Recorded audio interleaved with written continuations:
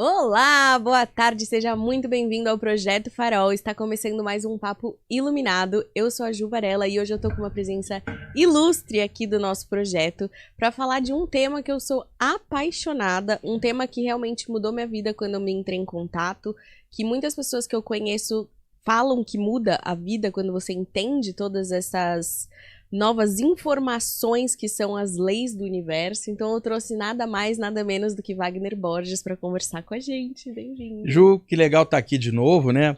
Eu tenho vindo uma vez por mês, a gente estava de férias e agora vamos retomar isso. E que legal esse tema que você escolheu hoje do Caibalion, né? Eu trouxe algumas imagens.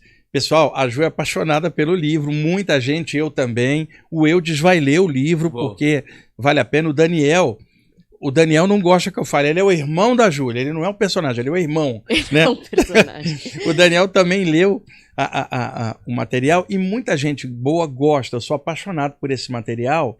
E aí, pessoal, quando a Ju falou, vamos falar nisso, eu falei, vamos fazer uma coisa mais aprofundada. Eu vou levar algumas imagens, a gente vê alguns trechos, porque muita gente fala do Caibalion, Júlia, mas assim, porque é tão famoso esse material que muitas abordagens existem em cima. Eu prefiro pegar a abordagem do próprio Caibalion, a gente olhar lá, puxar um trechinho e interpretar de uma forma aberta aqui. Não, maravilhoso, gente, é um presente real, assim, o Daniel terminou de ler o livro agora, ele mudou a energia dele, mudou, assim, de pessoa, aí ele virou e falou assim, parece que agora eu entendo a vida, sabe? Eu falei, nossa, que profundo isso, né?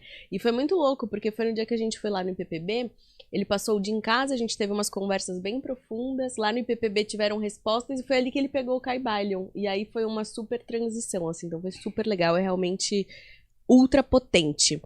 E só avisando, gente, a gente não tá conseguindo ver o chat aqui hoje. E o Wagner, ele vai voltar. Por ser um tema profundo, a gente escolheu fazer uma coisa aprofundada para realmente trazer esse tema para vocês como uma intenção de transformação mesmo, né? Não só aqui vir falar, mas trazer detalhes, trazer profundidade, trazer para vocês toda essa informação que é realmente muito potente. Então, as perguntas que vocês mandaram no meu Instagram, eu vou guardar para a próxima live, que eu acho que é dia 28. Dia 28 de fevereiro. 28 de fevereiro. 1h da tarde. 1h da tarde. E aí, então, vocês mandem também perguntas aqui nos comentários que a gente vai responder, tá bom? Mais na segunda live.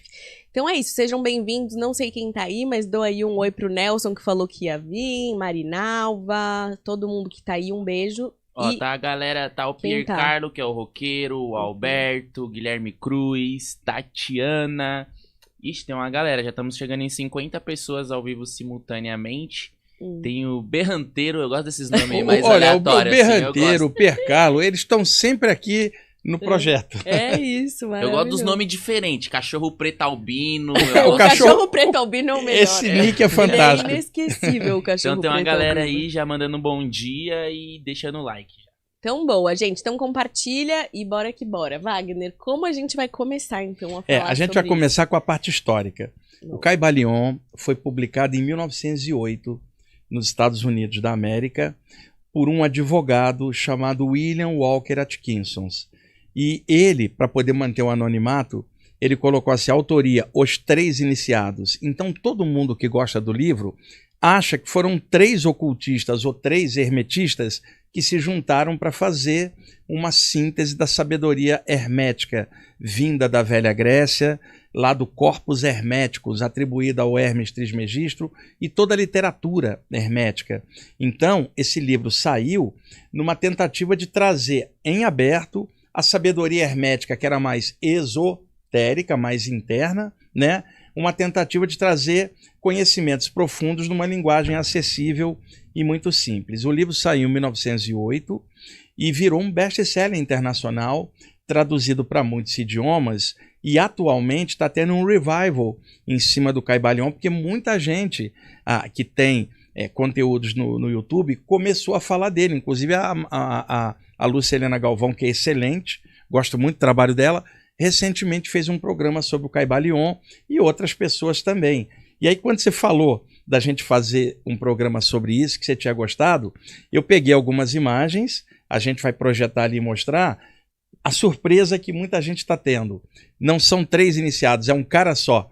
chamado William Walker Atkinson. As pessoas podem pesquisar, é informação, elas vão achar essa informação, e aí eu vou mostrar quem é o autor, a capa do livro, e daí a gente vai pegando trechinhos do livro, 7 princípios, e aí a gente vai desdobrando. Na verdade, Ju, eu quis fazer não somente um bate-papo aqui, porque você é excelente para conversar, entrevistar, é uma pequena aula, assim como eu faço nos meus cursos, e eu quero oferecer isso aí hoje com uma profundidade, porque esse material merece, né? Merece muito. E um detalhe como introdução, dentro do contexto iniciático clássico da Velha Grécia, aqueles estudos herméticos eram internos, não era um conhecimento em aberto.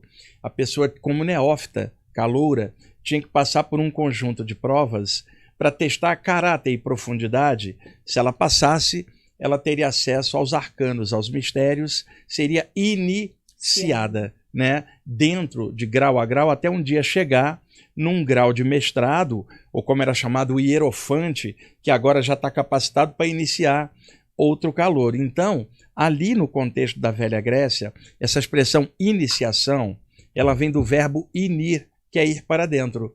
Então, por exemplo, Ju, você fala assim com Eudes. Eudes, você gosta de temas espirituais. Naquela ocasião na Grécia, a gente podia entrar num templo e se iniciar nos mistérios lá.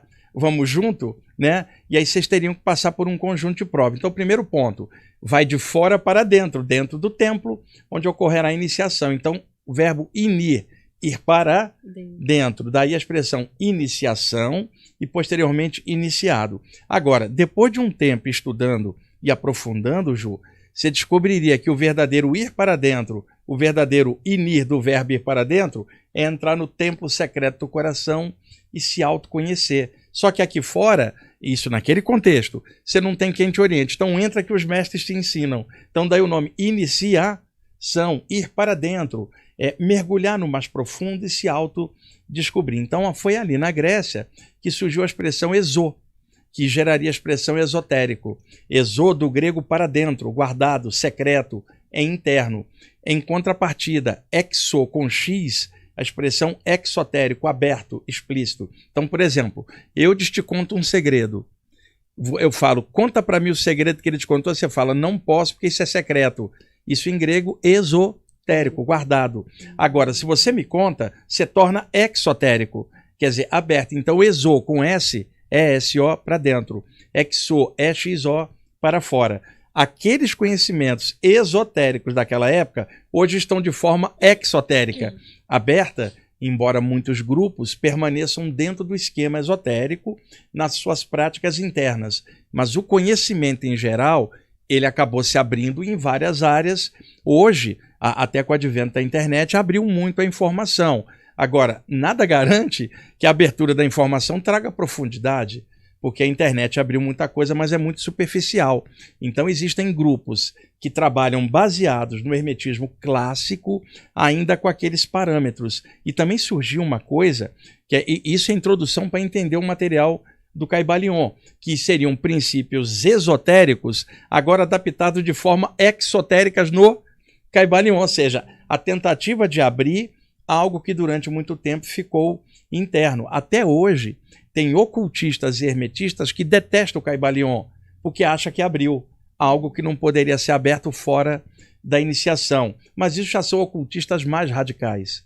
A gente que está com uma visão livre percebe claramente que aquele livro, se não tivesse saído, muita gente não estaria melhorando estudando a ele, né? E a outra coisa muito importante, Ju, nessa introdução, no Antigo Egito, havia uma divindade que era o escrivão celeste. Ele ia até os deuses no céu e descia para ensinar os iniciados daquela ocasião no Egito. Esse deus era chamado de Jeruti. Tinha uma cabeça de íbis e um corpo humano. Assim como Horus tinha a cabeça de falcão, o deus Anubis, cabeça de chacal, e tudo isso tem simbolismos. A cabeça de íbis, e ele estava sempre com a pranchetinha anotando tudo. Por que íbis? A íbis é uma ave grande, com um bico muito grosso, que ficava nas margens do rio Nilo, no Antigo Egito, matando pequenas serpentes com o bico. Então a população achava que aquela ave era benfeitora. Então, na hora que os iniciados egípcios imaginaram um escrivão celeste que sobe lá e desce, colocaram um homem com a cabeça de íbis, era uma metáfora. Séculos depois, os gregos emulando algumas coisas da iniciação egípcia, já na moda grega de ser, que era diferente, colocaram esse personagem, mas não tinha muito a ver essa divindade com cabeça egípcia com a cultura grega. Estavam emulando a divindade egípcia. O que fizeram então? Tiraram a cabeça da Ibis e colocaram uma cabeça humana, humanizando o personagem para um público iniciado grego, e chamaram de Tote. Posteriormente chamaram de Hermes Trismegisto, que é a releitura grega de um ícone egípcio, que era de Djeruti, virou Tote, virou Hermes, o grande mestre, e posteriormente na Europa até associado com a alquimia. Então a figura dele foi sendo remasterizada ao longo do tempo. Então o nome Hermes Trismegisto, Trismegisto, aquele que é 3 vezes grande, as 3 pontas do triângulo, como um ocultista te diria. E aí da expressão Hermes surgiu a expressão hermético, quer dizer, a doutrina daquilo que é esotérico, fechado, hermético. Aquele armário está hermeticamente fechado, você precisa de uma chave para abrir, uma senha para abrir. Quem está de fora não tem a senha. Quem é que teria? O iniciado que foi para dentro. Então daí a expressão hermetismo. Então a estrutura hermética clássica da Grécia, ela vem muito baseada neste personagem, Hermes Trismegisto. Agora, Ju, olhando assim de consenso, você vai ter várias abordagens. Existiu mesmo um Hermes Trismegisto? Tá? Veja, ou era um conjunto de iniciados que tudo que eles escreviam assinavam Hermes, porque a quantidade de livros atribuídos a esse personagem é muito grande. Não dá para um cara só ter feito. Segundo, realmente era um grande cara que reencarnou, e daí foi a inspiração para a parte hermética. Alguns chegam a dizer que era um extraterrestre encaixado ali, aí já é um exagero. Mas, a essa altura hoje, não dá para a gente saber quem foi o Hermes Trismegisto. Era um mito egípcio adaptado ali ou era um cara mesmo? O que a gente tem são as obras ao longo do século que a gente avalia. Uma delas é o Corpus Hermético, atribuída a toda a tradição hermética ali como uma das bases. E no século XVI surgiram alguns escritos na Europa chamado Tábua de Esmeralda do Hermes Trismegisto. Era a Europa século XVI. Por que esses escritos surgiram ali? Porque as fogueiras da Inquisição já estavam se extinguindo e seriam extintas no século XVII. Então os ocultistas não podiam veicular em aberto nada, porque a Inquisição ia lá e jogava os caras na fogueira como bruxos. Era a ignorância da época. Então esse tratado surgiu e circulou pela Europa e ninguém sabia quem tinha escrito, porque era um risco grande. E esse tratado, Tábua de Esmeralda de Hermes Trismegisto, supostamente traria a síntese hermética baseada no hermetismo clássico da Velha Grécia. O Caibalion, publicado em 1908, ele emula partes da Tábua de Esmeralda do século XVI e emula parte do corpus hermético e a tradição hermética. E outra coisa, este material da Tábua de Esmeralda apareceu em aberto no século XVI, mas ele é um conteúdo que remonta a séculos para trás na tradição hermética original, mas ele não aparecia por causa da Inquisição. Então ele só foi ganhar luzes em aberto no século XVI. E a essa altura, na Europa, já se falava dos alquimistas, como metáfora. E aí passaram a dizer que o Hermes era um alquimista. Veja, ele foi ganhando muitas releituras, até chegar ao Caibalion, 1908, publicar a síntese, como se ele tivesse pego a Tábua de Esmeralda, o Corpus Herméticos e a tradição clássica, e em conta-gota jogasse de forma aberta, que é o livro Caibalion de 1908. Você vê o trabalho que dá só para contar a introdução desse material. Nossa, e é importante, né, você entender tudo isso, porque você entendendo a história, você consegue entender tudo que vai vir depois. E é engraçado, porque eu já estudei, já li, já vi palestra, não sei o que, e você falando, parece que você ainda vai entendendo mais a fundo, né? Tipo assim, você vai trazendo ainda mais sustentação para todo o conhecimento, assim. Então, nunca é suficiente, parece que é um conhecimento nunca que vai... é suficiente. E aqui a gente está num bate-papo, eu estou colocando assim de forma bem resumida, porque se a gente for fazer uma aula com isso, leva horas, mostrando imagem, dados históricos e tal. Daí, a gente pode projetar as imagens ali agora, para o pessoal ver. Eudes, o Eudes na parte técnica ali, pessoal, é o seguinte, olha, quando eu venho aqui no programa da Ju, eu falo assim, tem que ter o Eudes ali na pilotagem do equipamento, senão não vou. Olha aí. Aí, tá vendo? Eu quero o meu parceiro de terça também, na quarta aqui, aquele tal de Paulo queria vir, eu falei, não, manda ele embora, Não vem aquele. O Humberto queria vir assistir. Eu falei, não vem. Esses encostos ficam pra lá. Só seres de luz. De luz, Só seres de luz aqui no Frutíferos, né? Frutíferos. Bom, tá aparecendo já? Já estão vendo. Olha só, Ju. Esse era o William Walker Atkinson, advogado americano. Ele me parece que nasceu em 1862 e desencarnou em 1932. Então, ele era um homem multitalentos, ele escrevia sob vários pseudônimos e ninguém sabia que era ele. Como é que pode um cara só ter escrito tanta coisa diferente? Ele é o autor do Caibalion, é autor de uma série yogi, e isso nos primeiros anos do século XX, quando não tinha nada em aberto. Esse homem tinha um conteúdo, agora ele era discreto, ele não falava muito dele, era um advogado, trabalhava, tinha seus negócios, e ao mesmo tempo o lado secreto dele era este cara com esse conteúdo. Então ele é o autor do Caibalion, é legal para o pessoal ver a foto. E uma coisa legal, Ju, aqui no Brasil surgiu o Círculo Esotérico da Comunhão do Pensamento. Tem décadas, desde o início do século XX. Uma instituição séria que ainda está em pé até hoje. E durante muitos anos o Círculo Esotérico publicou pela editora Pensamento suas obras. Hoje a editora Pensamento está de um lado, o Círculo está de outro, né, separados. Então, eles começaram a publicar uma série de livros de um yogi chamado Ramacharaka. Rama, que é o príncipe Ramacharaka, Rama, vem do príncipe Rama, do Ramayana, é uma evocação da vibração de Rama, que é de regeneração, que também é Hari. E aí, Ramacharaka era uma série de livros de yoga, né, que ficaram famosos no Brasil durante décadas. E ninguém sabia que o autor não era um yogi, era esse cara aqui. Uau. Avança para você ver. Olha, as capas, 14 lições de filosofia yogi. Ju, os primeiros 20 anos do século XX, ele publicava isso aí. Como ninguém tinha muita informação, todo mundo pensava que era um cara que morava lá na Índia ou no Himalaia. E era um americano advogado, que é o William Walker Atkinson. Yogi Ramacharaka, pode ir. Olha aí o conjunto de livros dele da editora Pensamento, na época coligada com o Círculo Esotérico da Comunhão do Pensamento, que é uma instituição muito séria, muito boa, tenho muitos amigos lá. E essa coleção, então, era desse cara, que é o mesmo autor do Caibalion. Escrevia como ocultista no Caibalion e como yogi nessa série. Além disso, ele escrevia com o próprio nome, William Walker Atkinson, diversos livros de poder mental, concentração, educação do pensamento. Quer dizer, o homem era um gênio. E, ao mesmo tempo, era um advogado, ninguém dava nada por ele assim. Mas o lado secreto dele, o homem era uma fonte de informação. E aí vem as perguntas, né? Será que esse cara sozinho elaborou tudo isso? E não tinha outras pessoas ajudando que também não quiseram aparecer? Segundo, extrafisicamente, será que não teve uma ajuda espiritual de conteúdos que ele vazou e apenas não quis revelar quem era? Quer dizer, não dá pra gente saber. O que dá para saber é o conteúdo do cara era multifacetado, né? Com vários temas, e era o mesmo cara por detrás. Como que se descobriu isso, que era ele? Com o tempo, na época ninguém sabia.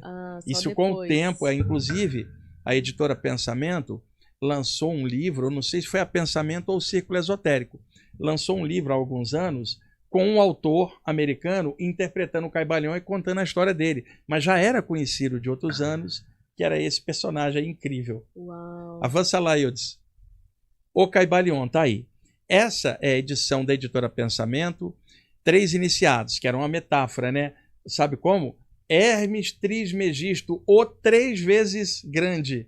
Então daí você fala, né? É uma questão de você pegar a unidade, que na manifestação se apresenta como uma trindade. Olha o Egito, Osíris, Ísis e Horus. Olha a Índia, Brahma, Vishnu e Shiva. Olha o cristianismo, embora com outros parâmetros, Pai, Filho e Espírito Santo. Havia, em toda a antiguidade, a noção de pegar a unidade e subdividir numa trindade representativa do mesmo um sempre. Então, o Caibalion, tá lá, 3 iniciados para manter isso. Estudo da filosofia hermética do Antigo Egito e da Grécia. E esse é o livro que hoje está tendo esse revival, que já era um best-seller hoje, com o advento dos canais do YouTube, ele acabou, Ju, chegando a você, a tantos outros, ao Eudes, que vai ler o livro em breve, né? Vou trazer um para você, cara. Vou te dar um de presente, tá? Eu estou lentamente educando ele, Ju. Você não acha que ele melhorou muito? Ele melhorou, nesse 1 ano aqui do projeto, ele melhorou pra caramba. Isso faz eu ficar triste, que eu pensei, nossa, eu devia ser um retardado antes. Ela fala, melhorou muito. Toda semana a Ju fala, você melhorou muito. Eu falo, nossa, eu acho que eu tava mal, hein? Olha Ju, Toda semana. Nos primeiros programas eu chegava aqui e ele tava escutando funk há 1 hora, ele chegava aqui cedo. Aí eu tinha que chegar, fazer um trabalhinho de energia pra limpar. Aí, o que eu fiz? Eu passei a chegar antes dele para ele não tocar aquilo. Quando ele chega, eu já tô, então ele não tem como ligar aquilo. E aí, com o tempo, ele hoje já sabe quem é Pink Floyd. Sei, mas não escuto. Mas você já tá sabendo quem é. Já sabe quem era o Queen, do Freddie Mercury. Então, ele já tá lentamente... Agora ele já sabe o Caibalion quem é, já sabe o que é a saída do corpo. Sim. Aí, tá... direto no off, eu fico fazendo as perguntas pro Wagner. Ele faz, E aí ele é conhecido agora, né, pela galera como Eudes Ananda. O Eudes da Bem-aventurança, né? E eu sou quase um yogi. E tá tendo declaração de amor pra ele no chat. Você viu? Teve uma moça que falou assim... Você viu ela falando assim, eu vim aqui defender o Eudes porque o Wagner pega muito pesado com o Eudes. Falou. Eu vi esse comentário, eu vi. Isso aí. Vou te dar um Caibalion de presente pra você estudar. Então, esse livro, a gente vai ver alguns trechinhos, aí você aproveita e me pergunta algo também, porque como você gostou do livro, talvez agora com a parte histórica dê uma outra...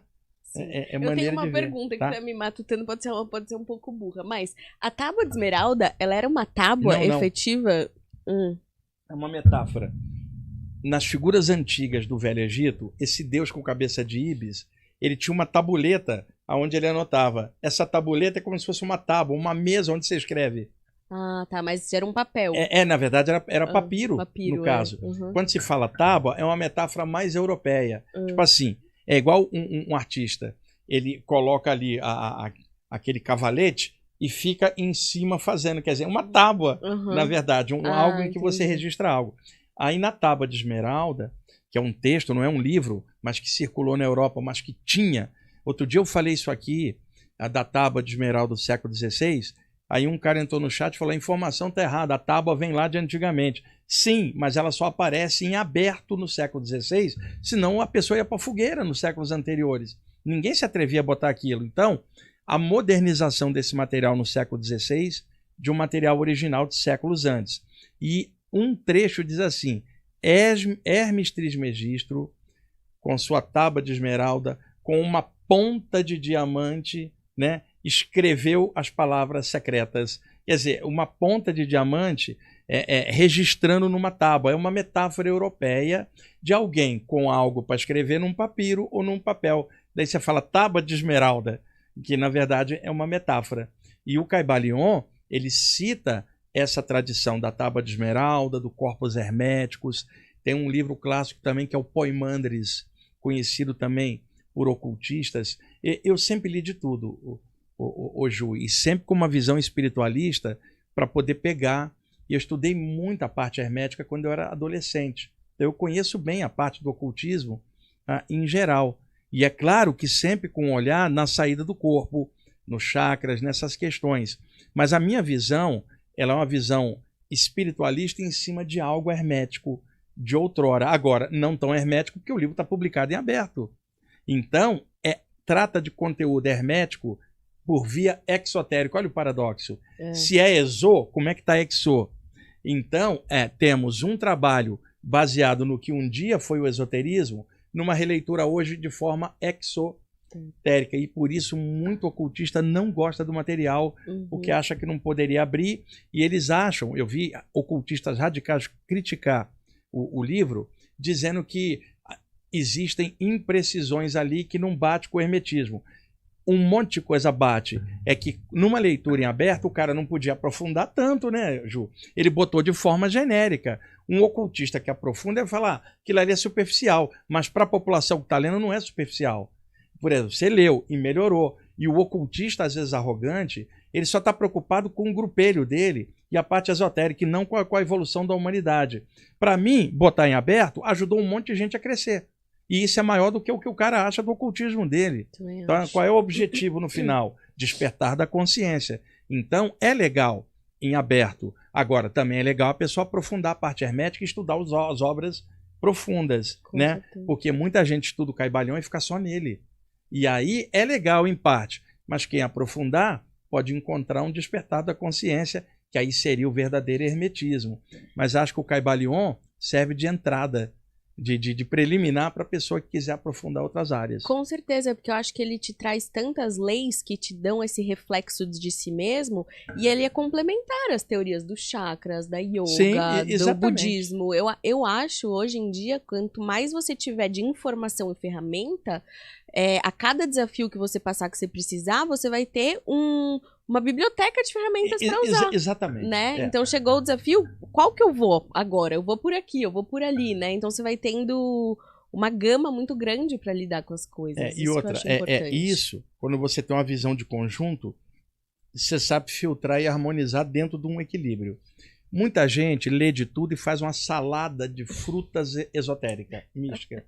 Uma colcha de retalho mística. Estuda isso, estuda aquilo e não centra nada, fica na periferia generalista.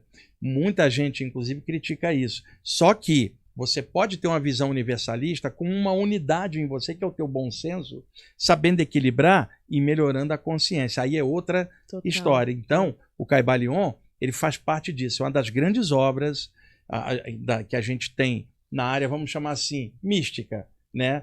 Se bem que o termo místico tem vários enfoques. Místico do mistério, né? Do que era exo e hoje está exo. Vamos ver os trechinhos? Bora. Bom, vamos lá.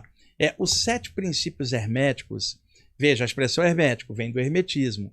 E se falava desses 7 princípios desde a velha Grécia. Então, o primeiro princípio, Ju, que a gente está vendo lá, o princípio do mentalismo, que eu já vou explicar. Segundo, o princípio de correspondência. Terceiro, o princípio de vibração. 4, o princípio de polaridade. Pode ir. 5, o princípio de ritmo. 6, o princípio de causa e efeito. E 7, o princípio de gênero. Pode ir. Começando pelo primeiro, tá, Ju? Bora. Princípio do mentalismo. Está lá no Caibalion. O todo é mente, o universo é mental.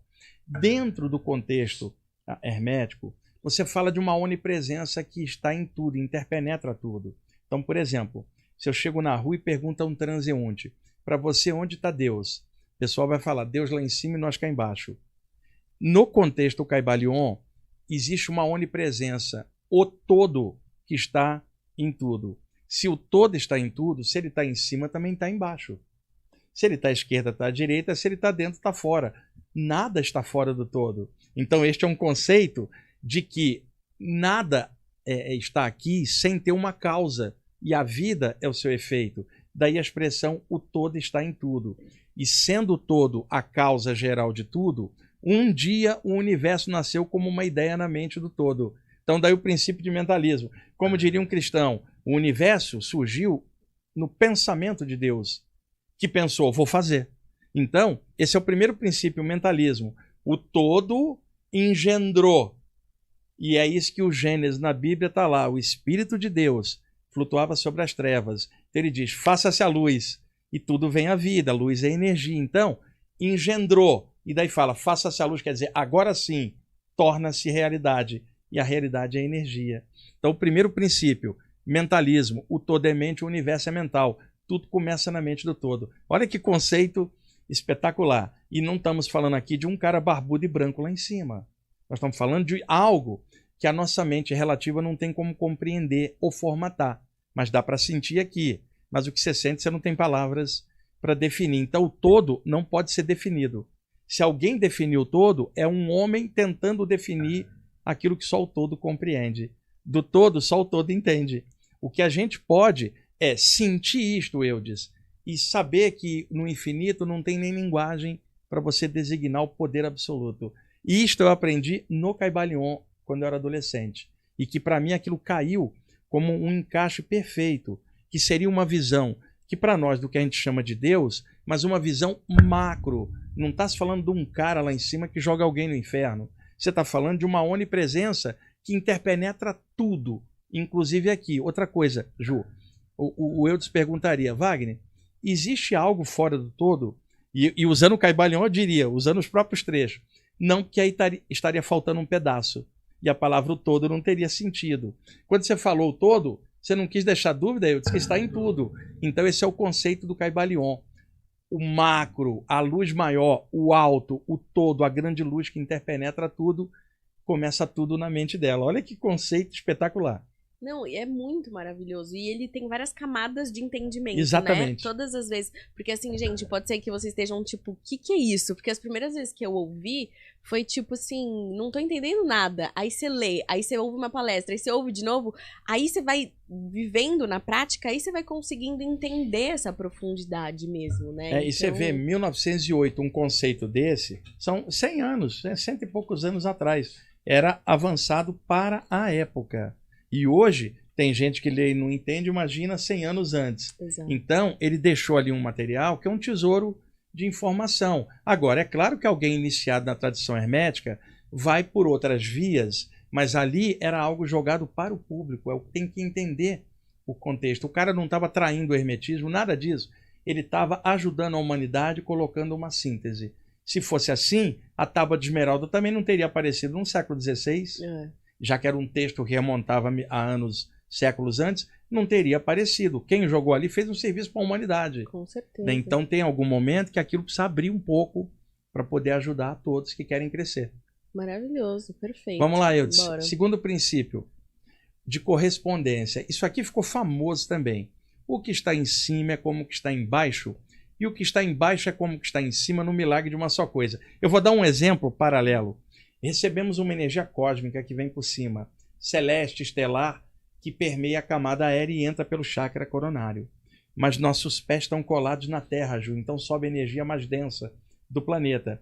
Energia que desce e a que sobe, ambas se encontram no coração, porque essa mescla viaja então pela corrente sanguínea, formando então o campo energético, a aura.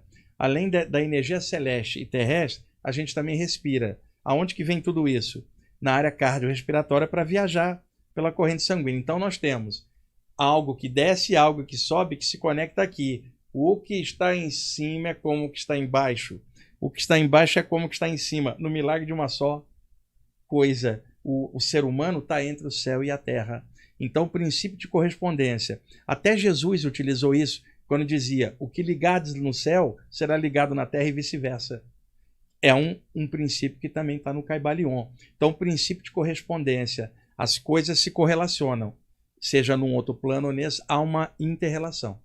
Eu acho esse princípio muito maravilhoso. E é legal de levar isso pra vida, né? Pra vida. Ou seja, tudo que você vê fora, você consegue perceber dentro de você também, né? Então esse princípio tá em tudo, que é um pouco do todo a mente. Então todos eles vão se interconectando. É muito mágico, gente. Legal. Desculpa. Vamos lá, Eudes. Terceiro, o princípio de vibração. Nada está parado, tudo se move, tudo vibra. O conceito de vibração ali, ele está dentro do contexto do início do século XX, não é o contexto hoje que a física moderna daria, mas dá para entender que ele está falando de energia. O que a ciência diz para nós? Matéria é energia condensada e energia é matéria em estado radiante. Então, algo muito denso é apenas energia, matéria, energia aglomerada, condensada. Então, se tudo é energia, energia é uma palavra que vem do grego, atividade ou movimento, ou obra do verbo obrar, trabalhar, porque sem energia você não se mexe. Energia é movimento, movimento é vida. Então, quando você fala vida, é algo que se movimenta. Então, a energia jamais está parada. Olha o nosso corpo, sangue circulando, respiração, coração batendo. Vida é movimento, né? Então, tudo tem energia e tudo vibra, porque a energia não está parada jamais. Só muda o grau de condensação. Agora, como é que esse cara sabia disso em 1908? Tá? Esse conceito de que tudo é energia em graus diferenciados de condensação. Então, o princípio de vibração lembra a gente o princípio da energia, que é o princípio vital que movimenta tudo. Nossa, maravilhoso. Você vê, olha o primeiro, a mente do todo. O segundo, a correspondência. O terceiro, a energia. Olha os preceitos jogados há 100 anos antes e que hoje muita gente está se abrindo. Isso aí ilumina um dia você meditar em cima desses ensinamentos. É as camadas, né? Muito profundo. A energia, a transformação, o tudo tá em movimento, tudo isso é o tempo todo. Essa coisa, minha vida tá parada, não tá nada acontecendo, né? É começar a se entender como parte desse todo. E entender essas regras, essas leis que vão gerindo quem a gente Olha é, só, né? se eu fosse passar energia com as mãos para você, o que você pensa? Uma energia fluindo, quer dizer, um movimento. Ninguém imagina uma passagem de energia congelada, parada, porque energia é vida, Exato. é movimento. Se eu imagino a minha aura, eu não posso imaginar um campo de luz parado, e sim um campo vibrante, colorido e vibrante. Então, Esse princípio, tudo vibra, que é no sentido, tudo é energia, e energia é a base da vida. É isso. Que legal. Pode ir. 4, o princípio de polaridade. Tudo é duplo, tem 2 polos. Tudo tem o seu oposto. Os opostos são idênticos em natureza, mas diferentes em grau. Os extremos se tocam. Todos os paradoxos podem ser reconciliados. Eu vou dar exemplo simples disso. E citando que lá no taoísmo, em 600 a.C., quando surge o Tao Te Ching, que uma amiga minha que é chinesa fala Tao Te Ching, e não é Lao Tse, é Lao Zi, né? Eu estou aprendendo com ela essas expressões originais.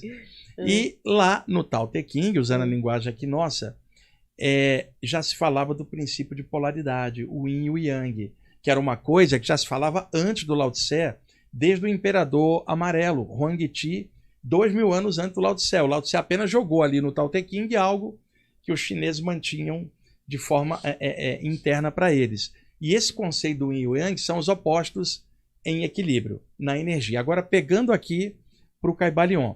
Ju, você tem, por exemplo, claridade, o oposto trevas. Então você fala, claridade e trevas não tem nada a ver, são totalmente opostos. Existiria algum meio termo que harmonizaria 2 contrários? Sim, a penumbra. Na penumbra, eu tenho a claridade incidindo sobre a treva, vai dar meio a meio. A penumbra, que não é total luz nem total treva, mas quando ambas se encontram, gerou um meio, um terceiro. Isso que está falando. Ó, tudo é duplo, claridade e treva. Tudo tem polo, tudo tem o seu oposto, idênticos em natureza, mas diferentes em grau. Os extremos se tocam. Todos os paradoxos podem ser, quando você achar 2 contrários, você precisa achar o meio, que você harmoniza. Um detalhe, ó, claridade, Eudes, trevas, oposto. O que harmoniza os 2? Penumbra. E os 3 fazem parte da luz. Então, todas as vezes que tiver 2 polos, você achar o meio, acha a unidade que superintende. Ó, alto, oposto baixo, no meio médio, os 3 são altura. Olha que coisa legal quando você começa a estudar. Então é isso que está se falando do princípio de polaridade. Tem 2 opostos, acha o ponto que intermedia e harmoniza. 2 opostos que na verdade tem um ponto em comum. Achando isso, você acha a unidade que superintende tudo isso. Esse é o princípio que está ali, o 4. Perfeito. É espetacular, né? E como também as leis, eu acho, elas trazem muito de um resumo de várias religiões, né? Que nem você falou. Sem os dogmas, eu acho. Por isso que eu acho que o Kybalion, pra mim, ele é tão genial. Ele não tem componente religioso. Exato. Ele é um conteúdo vindo da Grécia Antiga, do Hermetismo, numa releitura aberta. Um católico pode ler, um espírita, um ocultista, um evangélico, um espiritualista, porque é um conhecimento fantástico. Repara, o primeiro, Deus, o absoluto em tudo. O segundo, né, a gente está vendo ali correspondência. O terceiro, a vibração. E agora o princípio de polaridade. É uma sequência que quando você começa a olhar, você fala, viver não é só comer, beber, dormir, copular, respirar e morrer. Viver também é pensar, caramba, não tinha pensado nessa magnitude das coisas. E posso falar uma coisa, assim, que pra mim, no meu processo pessoal, quando eu descobri o princípio da polaridade na vida, você entende que quando você tá interagindo com uma outra pessoa e você tá em uma polaridade, automaticamente a outra pessoa também vai estar em outra. E aí você começa a entender que se você conseguir dominar a sua energia, você consegue ir acessando esse caminho do meio, não só dentro de você, mas dentro das suas relações também. Nas relações principalmente, porque não dá para fazer uma coisa mono, tem que ser com espectro de cores diferentes. Você já imaginou? Você está num relacionamento com a pessoa que é igual a você, não vai dar certo. O oposto que se fala não é briga, mas tem opções diferentes, mas que harmoniza na vida do casal em conjunto. Então, o princípio de polaridade, tem uma aula que eu dou para os meus alunos, que é só nesse princípio da polaridade, que eu dou vários exemplos para achar o caminho do meio entre os polos. Só mais um PS, que essa foi importante também no meu processo. Quando você pega uma pessoa que se põe muito de vítima, que tá o tempo inteiro na vítima, automaticamente a outra pessoa vai pro algoz. Exatamente. Né? Vai pra raiva, porque ninguém suporta alguém que é vítima. É complicado. Né? Então você vai aprendendo a harmonizar, né? Vamos lá. 5. Princípio de ritmo. Tudo tem fluxo e refluxo. Tudo tem suas marés, tudo sobe e desce à esquerda e à direita. A gente sabe que a natureza tem seus ritmos. A gente tem altos e baixos na vida. Então, se eu ficar ao sabor dos altos e baixos da vida, eu vou estar contente quando algo der certo e triste quando algo der errado. Mas a vida tem. Então, precisa achar um ponto de equilíbrio que eu consiga conviver com os altos e baixos. Que o que vai para cima, que não me dê arrobo de ego. E o que vai para baixo, que não me jogue a autoestima para baixo. Eu preciso entender que há fases da vida e ter a sabedoria de saber lidar com elas. Na alta eu ganho recursos para sobreviver na baixa. E né, no inverno no verão eu estoco alimento, ou na primavera. Não, no verão estoco alimento para sobreviver, ou no outono ao inverno. Aquela história da cigarra e da formiga, né? Então, numa alta você gera recursos para sobreviver na baixa, equilibrando os pontos. Então, tudo tem ritmo. A natureza é ritmada, não é desorganizada e caótica como o ego da gente por dentro. A natureza tem seus ciclos, tem a noite, o dia, atividade e repouso, você tem a rotação da Terra, você tem tudo que rola aqui, que é diferente do que rola no espaço, porque no espaço é o vácuo, não tem oxigênio. Nós estamos dentro da camada aérea que mantém a vida aqui e filtra as radiações que vêm de fora. Então aqui a gente precisa descobrir os ritmos da natureza para que a gente não vá contra e se quebre. Porque todas as vezes que a gente vai, Eudes, contra a natureza, quem se quebra é a gente. E outra, a natureza não liga a mínima para o que a gente acha. Por exemplo, tá calor. Você fala, tá calor. A natureza não liga a mínima para a tua opinião. Ou se falasse, tá frio. Tá frio. É frio no inverno, calor no verão. A natureza não liga para o que você acha. É você que tem que se adaptar às leis maiores da natureza para você se equilibrar e funcionar com ela. O que a gente está fazendo? Quebrando o planeta, indo contra a natureza, que é uma coisa que está todo mundo vendo, mas quem é que toma a providência para evitar que isso destrua a nossa escola, no momento aqui, essa sala de aula que a gente está estudando? Então, é preciso entender ritmos e adaptar-se a eles. Que legal, né? É maravilhoso o ritmo do coração. Pode ir. 6. Princípio de causa e efeito. Toda causa tem seu efeito. Todo efeito tem sua causa. Tudo acontece de acordo com a lei. O acaso é um nome dado a uma lei não reconhecida. Nada escapa à lei. Aqui é necessário explicar com mais conteúdo. Lá na Índia surgiu a expressão karma, que vem do sânscrito, que significa literalmente ação ou causa. Toda ação gera uma reação, toda causa gera efeito. Então, esta palavra que vem do sânscrito simplesmente revela uma lei da natureza. Causa gera efeito. Essa é uma lei da natureza, não é uma lei hindu, que muita gente pensou que era, porque o nome karma acabou se propagando. Causa gera efeito. Lei da natureza. Então, quando esse conceito chega para nós aqui, no Ocidente, nos séculos anteriores, imediatamente a noção de causa gerando efeito se misturou com a noção do pecado original, Adão e Eva, a cultura judaico-cristã. Então, a palavra karma ganhou um peso. E aí todo mundo hoje passa a falar de karma como algo a pagar. Só que a palavra karma, na origem, ação. Eu disse a ação é boa porque o efeito vai ser ruim. Então, todo mundo pegou o karma pelo lado só do negativismo. Mas karma não é bom ou ruim, é lei da natureza. E eu vi um monte de gente falando na internet que karma não existe. É igual você falar, causa não gera efeito. Você está louco? Isso é uma lei da natureza. Isso não tem nada a ver com a religião de ninguém. Causa gera efeito. Tá? Isso é fato, é uma lei da natureza. Mas muita gente achou que era um conceito New Age, conceito yogi, conceito ocultista, e tem um monte de gente que fala essa besteira de que karma não existe. Como? Causa gera efeito. Você encostou a mão na panela, vai queimar. Um casal teve relações sexuais, 9 meses depois tem um bebê. Causa gera efeito. Não, isso não é algo que alguém está opinando, isso é uma lei da natureza, que os hindus chamaram karma dentro da visão espiritual deles. Mas causa gera efeito. O Kybalion está refazendo isso, o Kybalion não é hindu. Vem da tradição hermética que falava a mesma coisa. Causa gera efeito. Agora, como você lida com isso é outra história. Agora, a natureza, causa gera efeito. Isso não está submetido à minha opinião, à sua ou de ninguém. Causa gera efeito. Ação gera reação. Lei da natureza. Isso é inquestionável. Maravilhoso. Já estava lá no Kybalion. Perfeito. Pode ir. 7. Princípio do gênero. O gênero está em tudo. Tudo tem o seu princípio masculino e o seu princípio feminino. O gênero se manifesta em todos os planos. Primeira coisa, se o gênero é o que manifesta tudo, qual era o primeiro preceito? O mentalismo. Tudo começa na mente do todo. Começa nele e termina nele. Tudo que está emanado do todo tem o mesmo potencial do todo. Somos centelhas vitais do mesmo todo. O potencial de geração existe em nós como geradores ou co-criadores da realidade. Imagem e semelhança. E quando se fala que o homem é forma e semelhança ou imagem e semelhança de Deus, não é no sentido humanoide, que Deus não é um animal vertebrado. Quando você fala o homem é forma e semelhança, no sentido da essência que é luz e energia. Não é no sentido humanoide, que o universo é imenso, são zilhões de estrelas, e quem diz que a vida no universo inteiro é um humanoide igual a nossa apenas. Então, forma e semelhança, imagem e semelhança, no sentido a luz, a energia. O mesmo potencial de gênero que gerou tudo está dentro de cada um de nós como pequenos geradores e co-criadores da nossa realidade. É isso que está se falando ali. Ai, gente, criatividade purinha. É pura. Purinha. A criatividade do todo habita em menor escala dentro de cada ser. Não é maravilhoso isso? Então cada um é co-criador do seu espaço pequenininho de si mesmo. Por isso a gente precisa desbloquear a nossa criatividade.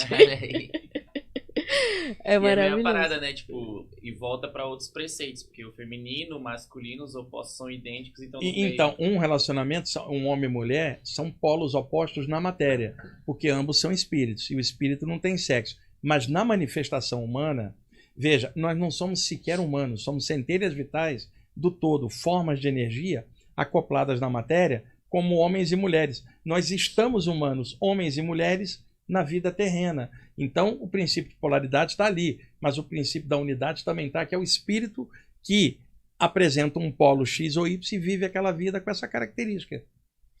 Nossa, é muito maravilhoso isso, né? Porque isso é o que faz a gente entender também quem a gente é, né? E como se colocar no mundo. E outra, Ju, nós estamos em 2024, Wildes, veja, um conteúdo desse passado e aberto, olha que maravilha, 100 anos antes era impensável.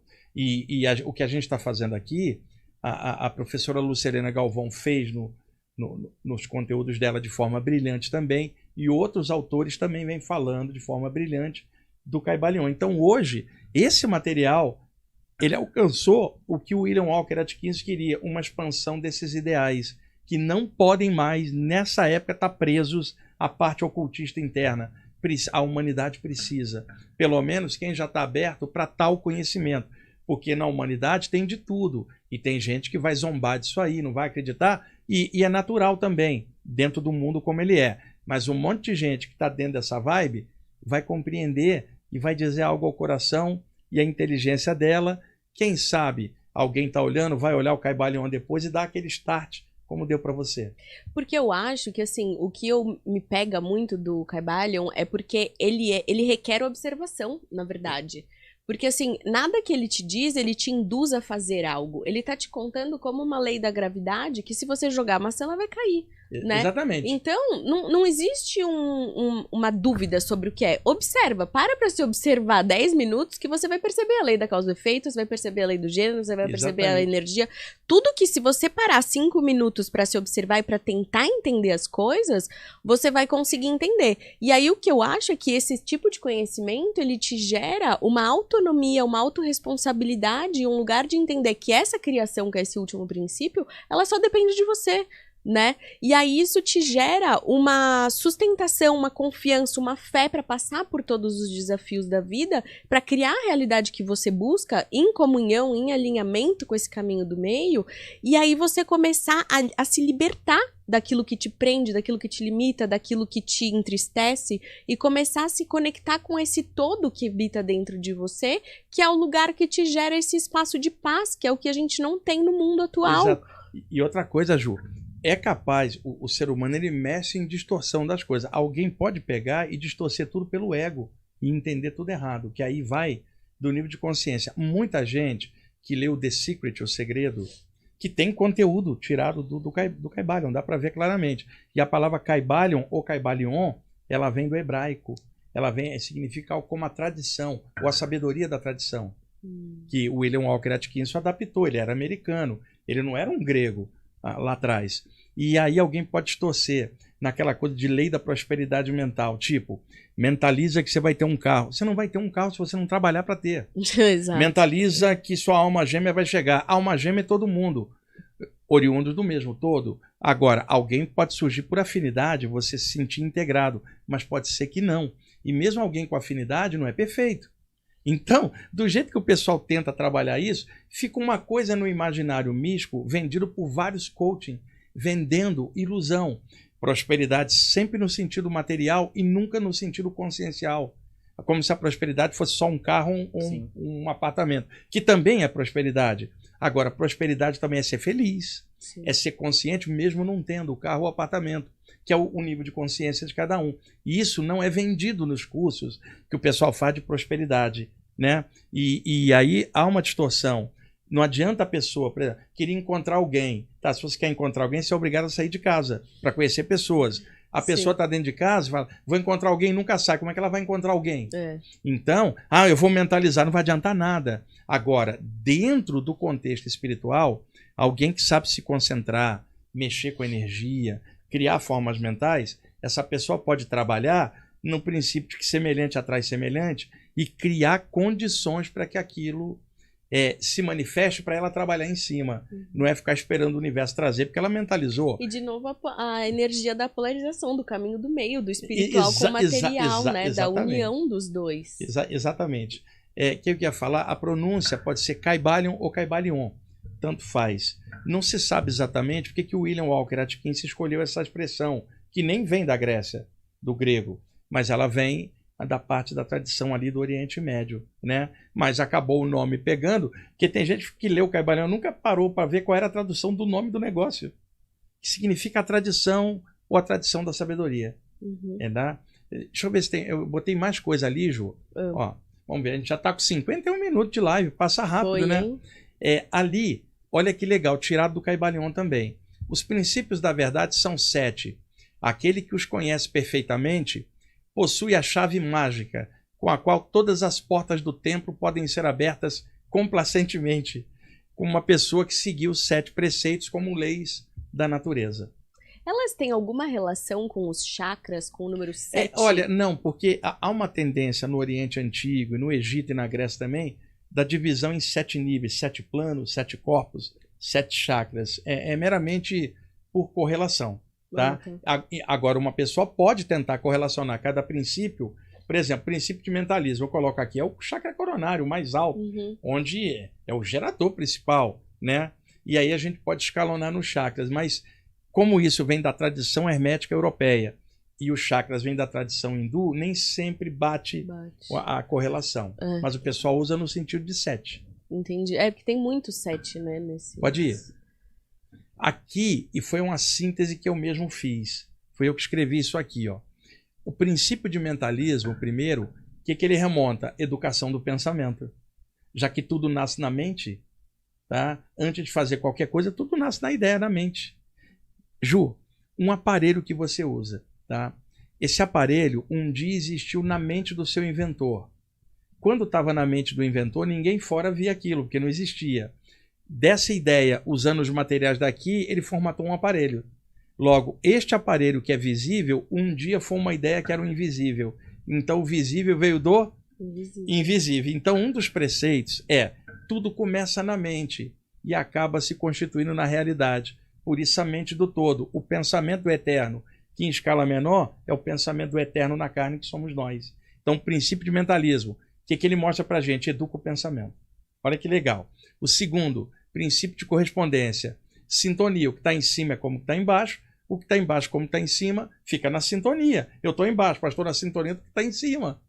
Numa correlação. O terceiro, princípio de vibração. Energia, como a gente já falou. Pode ir. Princípio de polaridade. Harmonia, já que os opostos podem ter um ponto de harmonia entre eles. 5. Princípio de ritmo. A sabedoria de você respeitar os ritmos da natureza e não ir contra. 6. Princípio de causa e efeito. Trabalha. Você quer um efeito melhor? Trabalha por uma causa melhor para ela mudar o efeito. Corre atrás. Princípio de geração. União. Tá? Então, foi uma releitura que eu fiz em cima dos 7 princípios, uma releitura espiritualista em cima. Pode ir. Esse material é espetacular, Ju. É que você fica assim. Aqui foi o que acabou gerando uma correspondência com a área da alquimia. Na Idade Média, ali na Europa, por que a Inquisição não colocava os alquimistas na fogueira? Porque se supunha que aqueles homens iriam descobrir o segredo da pedra filosofal de transformar o vil metal em ouro. E a igreja queria o recurso.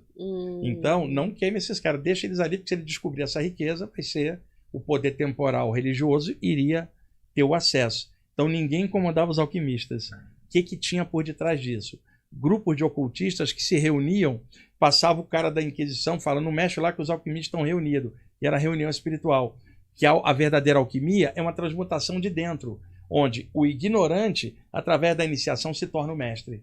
Então, houve uma alquimia, ele morre como ignorante, a iniciação é o cadinho onde ele passa para ser transformado. Que aí, o Caibalion diz assim, a mente, tão bem como os metais e os elementos, pode ser transmutada de estado em estado, de grau em grau, de condição em condição, de polo em polo, de vibração em vibração. A verdadeira transmutação hermética é uma arte mental. Que alquimia era essa? Não era achar o ouro de fora, era achar o ouro de dentro. A transformação da iniciação. Por isso a correlação do hermetismo com a alquimia, que ele coloca ali como analogia. Não é que ocultistas eram alquimistas. Era apenas uma ideia de transformação interior. Eu sou um homem enferrujado de medo no vil metal da minha ignorância. Vou passar pela iniciação e me transformo num homem de ouro iluminado. Então é essa a metáfora da alquimia ser uma arte mental da transformação. Ai, é muito lindo. Pode ir, Eudes. Aquele que é a verdade fundamental, a realidade substancial, está fora de uma verdadeira denominação, mas o sábio chama o todo. Quer dizer, nenhum ser humano pode denominar o absoluto. Com a minha mente relativa, eu não entendo do absoluto. Só o absoluto compreende absolutamente. O que a gente compreende é relativo ao grau de consciência. Uma criancinha percebe Deus de um jeito, um adolescente de um jeito, um adulto de outro. A mesma coisa, um espírito em evolução. Quando está bem radical e atrasado, a visão de Deus é bem pequena, tacanha e humanoide. Quando a visão está maior, a visão é na luz e na energia. Então isso varia de pessoa para pessoa, né? Fizeram uma pesquisa na Inglaterra uma vez com crianças até 6 anos de idade. Qual era o maior medo que as crianças tinham? Sabe qual foi o maior medo? Deus. É mesmo? Porque os pais ameaçam as crianças. Deus está te olhando, Deus te pune, Deus está vendo, Deus te joga no inferno. Era o maior vilão das crianças, era Deus, na visão pequenininha delas. Uau. Que é a visão que muito fanático de várias religiões tem de um Deus absolutista que joga no inferno, que te pune, te joga no umbral, ou o nome que quiser chamar, um poder despótico, que não dá para imaginar um poder gerador de tudo dessa forma. Então, a visão tacanha fecha a divindade dentro da visão do ser humano tacanho, que é o quê? Um cara lá em cima punidor. Enquanto que a visão maior fala, eu sequer entendo, mas eu sinto. E ao sentir, eu sinto que o universo inteiro pulsa em mim. E eu preciso evoluir e crescer. Olha que diferença, né? E eu sei que o mesmo poder que habita em mim, habita em todos, mesmo naqueles que não acreditam nisso, porque o todo está em tudo. Então, esse conceito não dá para definir. Então você fala, o que é o todo? Eu não tenho como definir relativamente, mas eu sei que o todo está em tudo, porque não é efeito sem causa. E outra, dá uma olhada para o espaço sideral, zilhões de estrelas brilhando, Wilson. Pergunta, quem criou isso tudo? Não vai ser um cara de barba branca ali em cima falando, vou fazer em 7 dias. E sim um poder absoluto que em zilhões de anos de evolução, eões e eões de tempo, vem fazendo a vida acontecer e nós somos expressão disso. Mas e se ele for um ser tão antigo quanto o tempo, que a unidade de medida de tempo para ele é diferente? O que para ele é 7 dias, para a gente é 7 milhões. Então, exatamente. Então não pode pegar a questão de 6 dias Deus trabalhou e descansou como algo absoluto. É uma metáfora, que a Bíblia está cheia de metáforas, da gente pensar em escalas cósmicas, não... Pô, e outra, um Deus que trabalha 6 descansa no 7, ele cansou. Eu não consigo entender um cara maior que cansa. Então, isso não é crítica a nada, isso é observação. Aquilo é um simbolismo que o pessoal pegou ao pé da letra. E o conceito de a Terra rodar em volta do Sol em 24 horas veio depois da criação do mundo. Então quem sabia que era o que era 7 dias? Exatamente, né? Pode passar. O todo é tudo o que é real. Nada pode existir fora do todo, porque do contrário o todo não seria mais o todo, estaria faltando um pedaço. Isso é óbvio. Pode ir. O Nelson mandou essa pergunta, Nelson, tá respondida a sua pergunta. Pode ir. O todo é infinito e incognoscível. Não há quem defina, restrinja e limite o todo. É infinito no tempo, é eterno. O todo é imutável. Nada pode mudar sua natureza ou propósito. Uma coisa é o todo, outra coisa é o que eu acho do todo dentro desse planeta pequenininho, no meio do infinito que eu não entendo. Conclusão, não há como definir, limitar e falar. Se você fala assim, Ju, Deus é grande. Grande é uma medida nossa espacial. E você vai perguntar quanto de altura, largura e profundidade, já que ele é grande. E fala qual é o tamanho do universo, qual é o tamanho do Criador. Não tem como você escalonar. Se você fala assim, Deus é amor. Amor é uma palavra que o ser humano criou e que, na verdade, Deus é muito mais do que isso. Mas eu vou colocar a palavra amor para tentar definir algo que eu sinto e que, na verdade, quem compreende amor? E quem compreenderá o grande amor em tudo? Se nem o pequeno amor a gente está entendendo. Nossa. E outra, a melhor forma de entender o maior é começar pelo menor. Investe, conhece, cresce, que a tua visão do todo vai ampliando. Como o ser humano procura o todo lá, ele não acha aqui. Acho aqui, depois eu vou expandindo e reconheço esse todo em tudo, que eu já descobri em mim. Isso é legal pra caramba, pode ir. O todo sendo infinito, absoluto, eterno e imutável, deduz-se que tudo que é finito, passageiro, condicional e imutável não é o todo. E como não há nada real fora do todo, todas as coisas finitas não são reais. Esse é o velho conceito da Índia também, de que tudo é maia, tudo é uma ilusão. Ju, tudo aquilo que é passageiro, condicional e imutável não é o todo, que é o eterno, mas sim as coisas manifestadas aqui que tem um tempo. Agora, o tempo do absoluto não é o tempo do relativo. Calma, essa daí me pegou um pouco. Peraí. Vamos ler de novo. Ó. O todo sendo infinito, absoluto, eterno e imutável, deduz-se que tudo que é finito, passageiro, condicional e imutável não é o todo. Mas se o todo está em tudo? Sim, mas aí é que tá. O todo está em tudo, tá? Mas observa, num sentido aqui manifestado, Ju, eu te falo assim, aqui nós estamos envelhecendo. Existe um tempo, um desgaste no corpo humano. Para o espírito não existe. Mas enquanto está encaixado na manifestação, existe. Então a manifestação é temporária. Como o espírito é o eterno, tudo que é temporário não é o eterno. É nesse sentido, entendi. Por isso que é legal ter alguém clareando, explicando, para entender um conceito avançado. Tudo que é passageiro não é o eterno. Mas o eterno se manifesta no passageiro. Entendi. Mas enquanto passageiro eu não entendo o eterno. Maravilhoso. Que incrível, né? Pode ir, Eudes. O universo é mental. Ele está dentro da mente do todo, porque nada está fora. Pode ir. A mente infinita do todo é a matriz dos universos. Quando eu li isso aqui, eu fiquei chocado. Não quando eu era adolescente, quando eu li o Caibalion, mas com o passar dos anos, eu já mais maduro, eu fiquei chocado um dia meditando nisso aqui. A mente infinita do todo é a matriz dos universos. Você reparou que ele não fala universo, e sim universos? Esse é o conceito moderno de multiverso da física. Como é que esse cara sabia disso 100 anos antes? Ele não fala matriz do universo, dos universos. O multiverso, o conceito hoje moderno, de universos paralelos e outras coisas. Já estava no Caibalion. Furou todo mundo, já estava lá. Furou todo mundo. Furou, que eu digo no sentido furo de notícia. Sim. Foi primeiro. Furo da reportagem. Matriz dos universos, não só desse universo, mas de tudo. Em todos os níveis. Esse, pra mim, o primeiro conceito do todo é uma coisa assim que eu lembro que o dia que me caiu a ficha, porque eu já tinha estudado, mas tem uma hora que parece que a ficha vira, né? Que você fala, entendi, era isso. Eu lembro que eu fiquei um dia inteiro assim em choque. Eu falei, não é possível que é isso, assim, ó. Que legal isso aí, né? Já tava à frente do tempo, pode ir. Dentro da mente, pai, mãe e o filho está na sua morada. Eu acho isso aí fantástico. Você fala assim, o todo é pai e mãe de tudo. Por que pai e mãe? Porque não é homem ou mulher. Por exemplo, Deus não é um cara, e não, por exemplo, alguém vai falar, Deus é o quê? Um homem lá em cima, mas não pode ser uma mulher? Se a sociedade é matriarcal, vai falar mãe divina. Se é patriarcal, vai falar pai divino. Mas Deus não é homem ou mulher, isso é a visão humana. Então, quando você fala Deus é pai e mãe, quer dizer, ele é tudo. Ele não é só pai, não é só mãe. Ele é tudo. É o Espírito Supremo em todas as coisas. Então a expressão pai e mãe não designa que ele é metade homem, metade mulher, não é isso. Ele não é nenhuma das duas coisas. Ele não é o masculino, ele não é o feminino, ele é o eterno. E ele é pai de tudo e mãe de tudo, dependendo de como você fale, se é patriarcal ou matriarcal. É a consciência cósmica. Que incrível, né? Pode ir. Bom, enquanto tudo está no todo, é também verdade que o todo está em tudo. Aquele que compreende realmente essa verdade alcançou o grande conhecimento. Ju, o todo está em tudo, mas nem tudo percebe o todo, porque isso depende da consciência de cada um. Maravilhoso. Pode ir, Eudes. Essa daqui é uma chave hermética, Ju. Para destruir uma desagradável ordem de vibração mental, ponha em movimento o princípio de polaridade e concentrai-vos sobre o polo oposto ao que desejais suprimir. Essa é a maneira de destruir o desagradável, mudando a sua polaridade. Vou dar um exemplo. Num dia muito pesado, sabe? O que você deve fazer? Pegue um livro e leia um tema muito elevado. Alguém fala, mas nesse dia cheio de coisa ruim eu vou ler um tema elevado? Justamente para não ficar sintonizado na coisa ruim. Se aqui tem um polo, vai para o outro polo que é o oposto dele. Se aqui está baixando, vai para um que está subindo, que aí se equilibra no meio.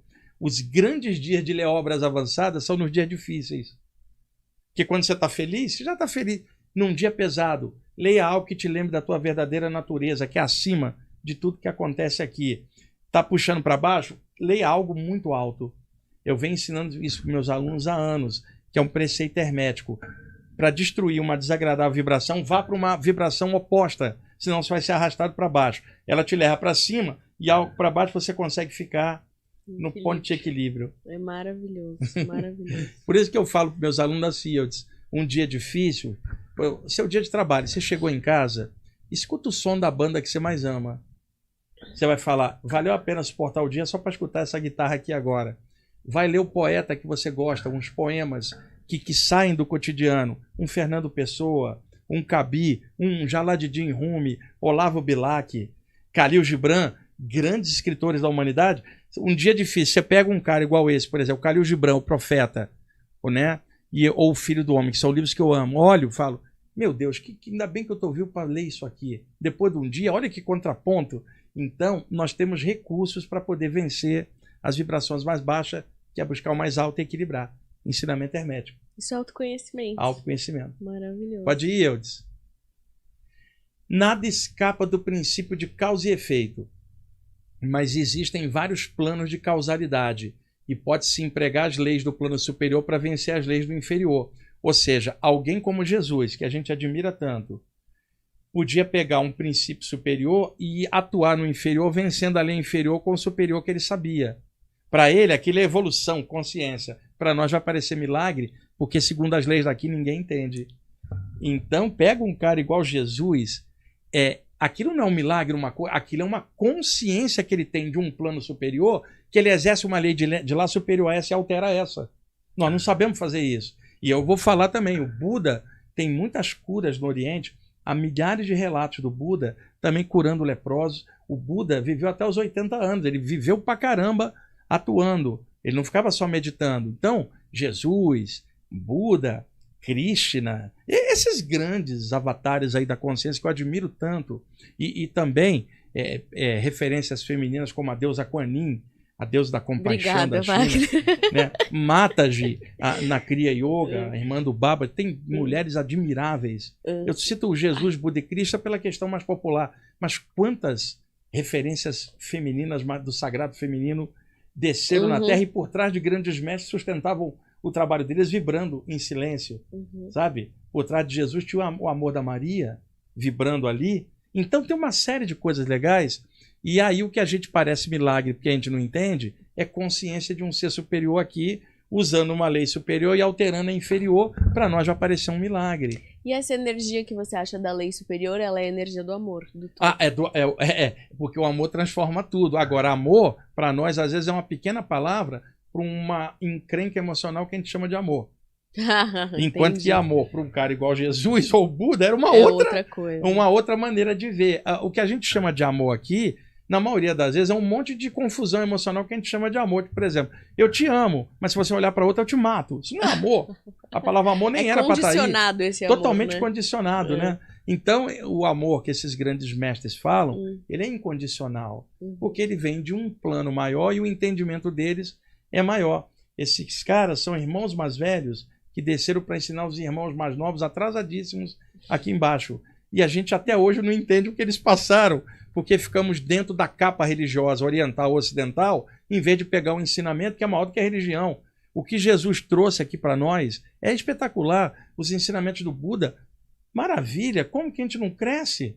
Né? Nós somos muito lentos, muito atrasados mesmo. Porque esses caras vêm, deixam um monte de conhecimento legal, a gente fica formatando religião em cima e criando dogmas em cima. Por exemplo, eu estava sábado passado contando lá para a turma, que você estava no curso. Eu gosto muito dos ensinamentos de Jesus. Não significa que eu gosto da capa religiosa cristã. Eu gosto do ensinamento do Buda, mas não preciso gostar da capa religiosa budista. E daí por diante. Sim. Pegue o ensinamento. Você não precisa do que o homem acha sobre aquilo numa religião. Pega o ensinamento direto e interpreta. Consciência. Você fala, caramba, isso aqui me melhorou.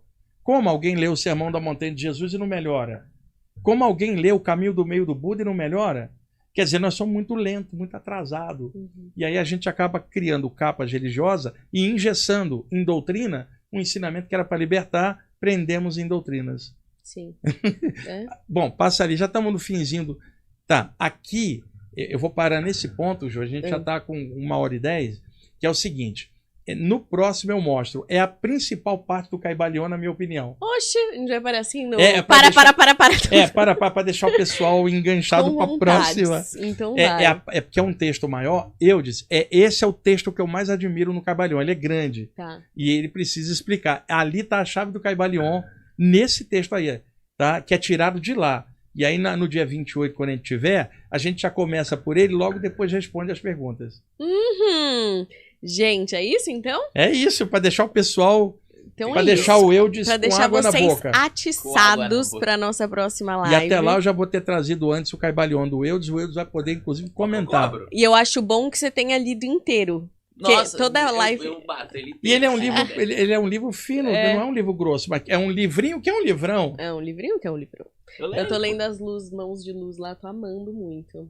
O Mãos de Luz é da Barbara Ann Brennan, uma sensitiva americana muito boa. É uma trilogia, o Mãos de Luz, que o original é Hands of Light. Eu peguei os originais na mão em inglês, na década de 80, antes de sair aqui. Depois vem o Light Emerge, o Luz Emergente, e depois o Cura Interior, que é o terceiro. São 3 obras. Vale a pena os 3? Vale a pena todos 3. Tô apaixonada. Parte chakras, energia, é bem legal. Tô amando. Gente, então é isso. Quero agradecer, Wagner, assim, olha, meus olhos brilharam. Foi muito bom. É um tema, assim, espero que... Tá ruim? É que você falou. Alô? Então, quero agradecer. Espero que vocês tenham gostado tanto quanto eu, porque eu tava aqui, assim, delirando. É muito bom. É um tema, assim, realmente... mágico, eu acho mágico. E é uma honra pra gente estar falando desse tema aqui em aberto. Não, e assim, você falando, você explicando, porque assim, eu vou ser sincera, gente, eu achei difícil o livro. Eu achei muito difícil, porque você lê umas coisas, tipo, você lê e não faz sentido. Aí quando você vai escutando alguém que consegue interpretar e tal, vai trazendo clareza, e aí ao longo dos dias você vai vivenciando coisas que você vai entendendo, essas coisas no simples. Hoje eu tava fazendo academia e tinha um exercício que era ritmado, que você tinha que fazer no ritmo da música. Quando você vai no ritmo, a coisa flui. Quando você para 1 minuto pra olhar pro lado, você desconcentra, porque o negócio desanda, né? Então são coisas no dia a dia, no simples das coisas, que essas leis vão fazendo sentido ao longo do tempo e vai trazendo essa conexão com a gente, essa autonomia. Então é realmente mágico pra mim. Eu quero te agradecer muito, muito, porque foi muito especial pra mim e pra todo mundo que tá aqui. Então deixem os comentários, deixem dúvidas, a gente volta. E é isso. Gostou, Eudes? Gostei. O pessoal falou até pra eu criar meu podcast pra eu explicar o Caibalion. Primeiro você vai ler o livro, vai assistir outro programa, depois você vai fazer isso. Eu vim aqui na minha versão. E o que o pessoal tá dizendo aí no chat? Você consegue eles ler? amaram, consigo ler aqui bastante, ó. Sensacional, gratidão, amei. O Alberto também adorou muito, a Karen, o Nelson, tá todo mundo aqui do começo ao fim comentando. Que legal, viu, Ju? Obrigado por você ter me trazido aqui, dado a chance de explicar isso melhor, que vale a pena. Vale muito, a gente vai fazer mais, vamos aprofundar mais ainda. Legal. Então até semana que vem, quarta-feira estamos de volta no meio do carnaval, eu te espero 12:00 e é isso, beijos e fomos!